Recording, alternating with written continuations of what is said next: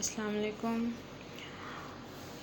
اعوذ باللہ من الشیطان الرجیم، بسم اللہ الرحمن الرحیم۔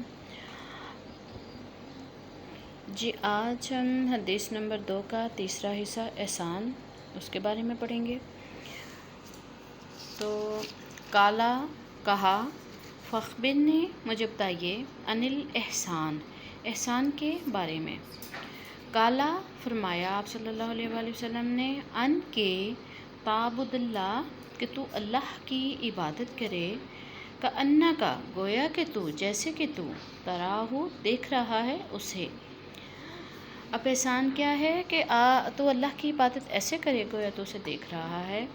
فَإِن لَمْ پس اگر تو نہیں تکن تو اسے تراہ دیکھ رہا اسے، فَإِنَّهُ پس بے شک وہ یراکا تجھے دیکھ رہا ہے۔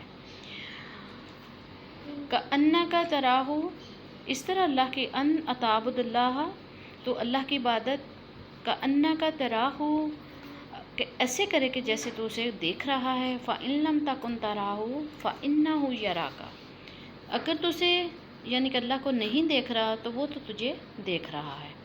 کالا صدقتا اس نے کہا یعنی حضرت جبرائیل علیہ السلام نے کہا آپ صلی اللہ علیہ وسلم نے سچ فرمایا۔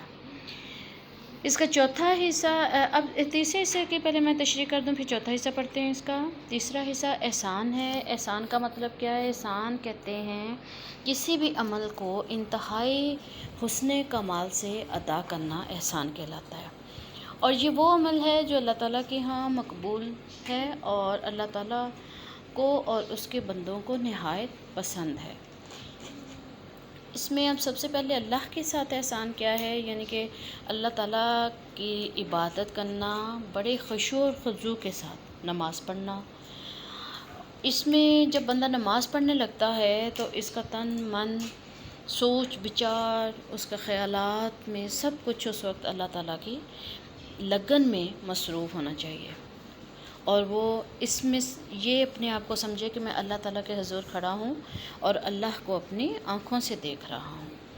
ایک حدیث پاک میں ہے جس کا مطلب یہ بنتا ہے کہ جب بندہ نماز پڑھتا ہے تو ایسا ہے جیسے کہ اللہ سے باتیں کر رہا ہوتا ہے۔ دوسرے نمبر پہ یہ ہے کہ حالت نماز میں قرب الہی، یعنی کہ جب انسان نماز پڑھ رہا ہوتا ہے تو وہ اپنے آپ کو اللہ تعالیٰ کے انتہائی قریب محسوس کرتا ہے، اور جب بڑے خشوع و خضوع کے ساتھ وہ بڑے فل دھیان کے ساتھ اللہ کی طرف پوری توجہ کے ساتھ اپنی نماز پڑھتا ہے تو تب اسے ایسے محسوس ہوتا ہے کہ اللہ تعالیٰ اس کے بالکل پاس ہی ہیں اور اس کے ہر بات کو بڑے غور سے سن رہے ہیں۔ انبیاء، صحابہ، اولیاء، صدیقین و صالحین کا یہ معمول رہا ہے کہ نماز کی حالت میں ان پر رقت طاری ہو جاتی تھی، روتے تھے، آنسوں کی لڑیاں بہتی تھیں۔ تو اسی طرح حضور صلی اللہ علیہ وسلم نے تمام انسانوں کو یعنی مسلمانوں کو یہ بیان فرمایا ہے کہ تم لوگ جب نماز پڑھو تو انتہائی عاجزی اور انکساری کے ساتھ سجدے میں جاؤ، سجدے میں اپنی دعائیں کرو، اللہ تعالیٰ سے اپنی رو رو کے گناہوں کی توبہ کرو، اور فرمانبردار اور انتہائی غلام جیسے کوئی بندہ ہوتا ہے اس طرح اپنے آپ کو بہت عاجز بنا کر اللہ کی تسبیح و تقدیس بیان کرو۔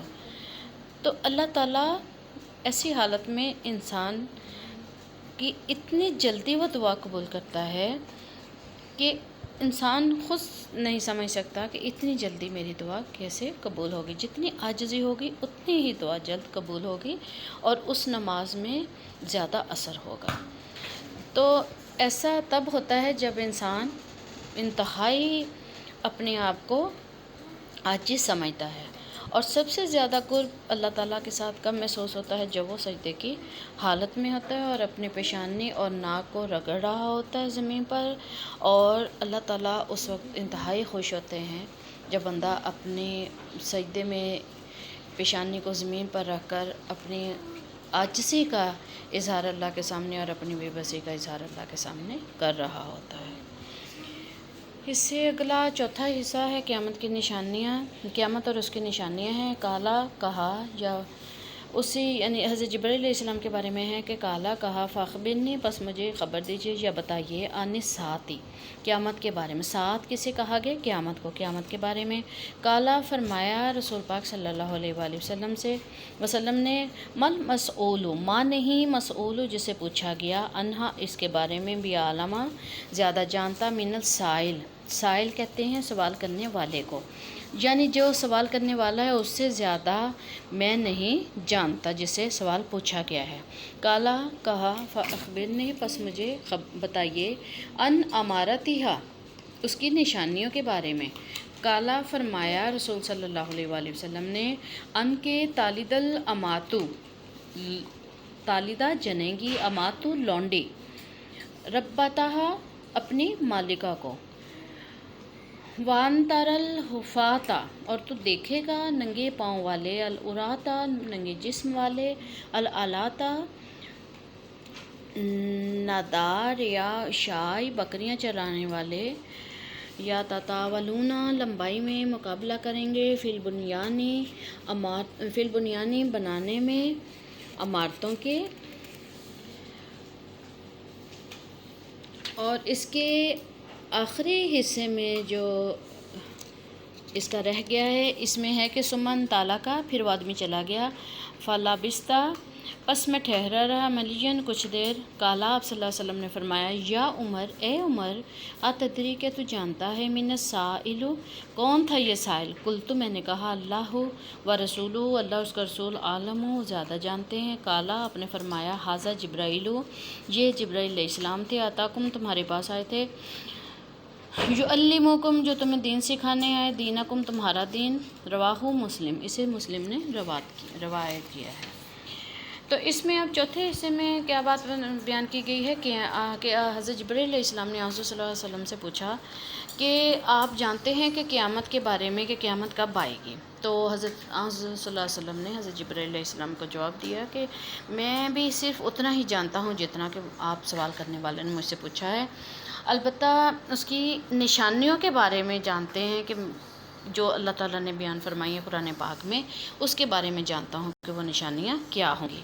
تو پھر حضرت جبرائیل علیہ السلام نے ان کی نشانیوں کے بارے میں پوچھا، تو آپ صلی اللہ علیہ وسلم نے فرمایا کہ ایک دن ایسا آئے گا جب پوری کائنات جو ہے وہ درہم برہم ہو جائے گی۔ حضرت اسرافیل جب سور پھونکیں گے تو ساری کائنات فنا ہو جائے گی، پورا نظام ختم ہو جائے گا، درہم برہم ہو جائے گا، ہولناک زلزلے ہوں گے، زمین لرز جائے گی، سورج چاند ٹکرا جائیں گے، صرف اللہ کی ذات ہوگی۔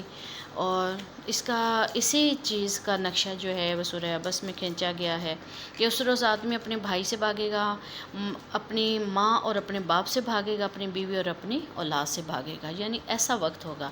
تو قیامت کی نشانی میں حضرت صلی اللہ علیہ وسلم نے کیا فرمایا ہے کہ لونڈی اپنی مالکہ کو جنے گی۔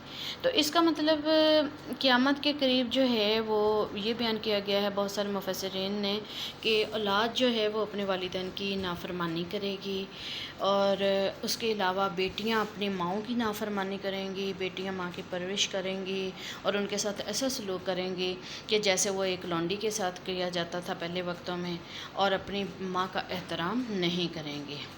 معاشی انقلاب ہوگا، یعنی اس کے علاوہ یہ ہوگا، معاشی انقلاب کس طرح ہوگا کہ ایک عام جاہل، گموار، بھیڑ بکریاں چلانے والے، ننگے پاؤں پھرنے والے، جو ننگے بدن رہنے والے، تنگ دست، نہایت نادار، غریب لوگ جو ہوں گے، وہ بلند عالیشان خوبصورت عمارتیں بنائیں گے۔ کس طرح؟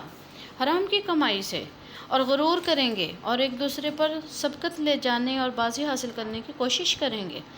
تو مطلب یہ ہوگا کہ یہ جو غریب لوگ اور محتاج اور چالاک لوگ امیر اور خوشحال ہو جائیں گے، جبکہ شریف، خاندانی، معزز لوگ جو ہوں گے وہ غربت اور تنگ دستی کی زندگی بسر کریں گے۔ یعنی ہوشیار اور چالاک اور بے ایمان لوگوں کا دور دورہ ہو جائے گا۔ قیامت اب قریب ہے۔ تو احادیث کی ان نشانیوں کے مطابق اور بھی کئی جو نشانیاں وارد ہوئی ہیں، آج کل کے حالات کو دیکھ کر تو یہی لگتا ہے کہ یہ علامات اور نشانیاں جو ہیں وہ بہت واضح ہو چکی ہیں، بہت قریب آ چکی ہیں۔